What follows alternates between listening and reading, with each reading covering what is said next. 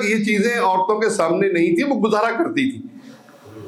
اب ہمارا ایک کلچر ہے پاک و ہند کا، ہندوؤں سے آیا ہے، مسلمانوں سے نہیں آیا۔ مسلمانوں کا یہ کلچر نہیں ہے۔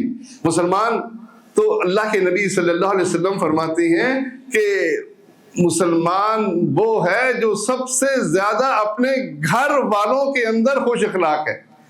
مسلمانوں کا کلچر نہیں ہے۔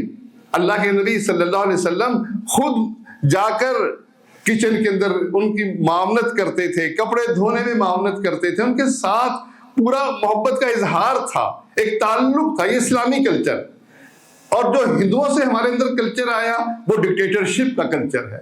بچے میرے مطیع ہو جائیں، 100% میری بات مانیں، یہ جب جائیں تو مجھ سے پوچھ کر جائیں، بیوی جائے تو مجھ سے پوچھ کر جائے، اس کی اپنی کوئی مرضی نہیں۔ یہ ہندوانہ کلچر ہے، اور اس ہندوانہ کلچر کی بنا پر ہماری عورتیں گزارا کرتی رہی۔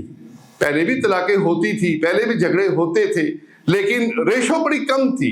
اس کی وجہ ہماری عورتوں کی قربانیاں تھیں، مردوں کی قربانیاں نہیں تھی۔ مرد ویسے ہی ڈکٹیٹر تھے، عورتوں نے قربانیاں دی، اپنے جذبات کو کنٹرول کیا۔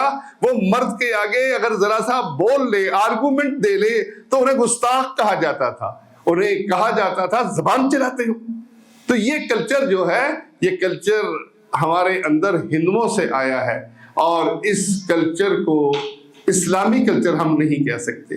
لیکن ہماری عورتوں نے قربانی دی، اور اس قربانی کی بنا پر وہ گھر قائم رہا، شیطان کے وار کم ہوئے۔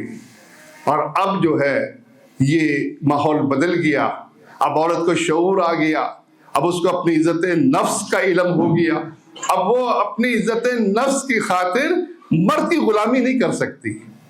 اب حالات بدل گئے، اب مردوں کو چاہیے کہ وہ شریعت کے مطابق چلے، دین کے مطابق چلے، ہندوانہ کلچر کو اپنے ذہنوں سے نکالیں، نیا ماحول بنائیں جو اسلامی ماحول ہے، جو پیار اور محبت کا ماحول ہے، جس کے اندر اللہ قرآن مجید میں کہتا ہے کہ ہم نے میاں بیوی کا تعلق پیدا کیا تاکہ ان کے اندر محبت قائم ہو۔ اللہ قرآن مجید میں آدم اور حوا کے قصے میں کہتا ہے کہ ہم نے آدم کی پسلی سے حوا کو پیدا کیا تاکہ وہ اسے سکون حاصل کرے۔ آج یہ بے سکونی جو ہمارے اندر ہے وہ ہماری طبیعتوں کی وجہ سے ہے۔ ہمیں اپنی بھی اصلاح کرنی چاہیے، عورتوں کو بھی اپنی اصلاح کرنی چاہیے، اور شیطان کے اس وار کو پہچاننا چاہیے جس وار کی بنیاد پر ہمارے باپ آدم کو جنت سے نکالا۔ معمولی چیز تو نہیں ہے۔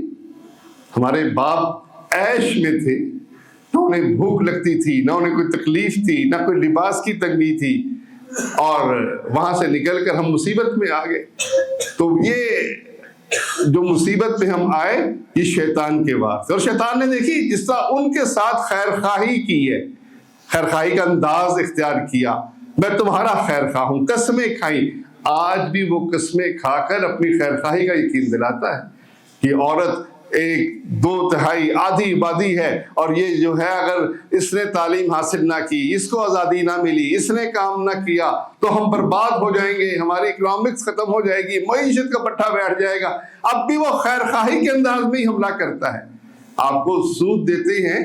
کبھی IMF نے کہا کہ ہم تو اللہ کی نافرمانی کروانا چاہتے ہیں، نہیں، وہ نہیں کہ، وہ کہتے ہیں یہ سود لے لو، قرضے لے لو، اس کے بعد دیکھو اس کو ذرا حساب سے خرچ کرنا، اور جب حساب سے خرچ کرو گے تمہاری جو رعایا ہے وہ بھی خوش ہو جائے گی، اور تمہیں بھی بہت کچھ فائدہ ہوگا، اور وہ رعایا کی جو حالت ہے، وہ مالی حالت وہ بہتر ہو جائے گی۔ یعنی وہ ہمیشہ خیر خواہی کے انداز میں حملہ کرتا ہے۔ اس کے اندر بھی وہ خیر خواہی کے انداز میں حملہ آور ہے۔ بس ضرورت صرف اس بات کی ہے کہ ہم اپنے دشمن کو پہچانیں، ہم دشمن کو پہچان کر اس کے وار کو پہچانیں، اور پھر اس سے بچنے کی پوری کوشش کریں۔ اللہ مجھے اور آپ کو توفیق دے کہ ہم شیطان کے وار سے بچنے والے بن جائیں۔ آمین یا رب۔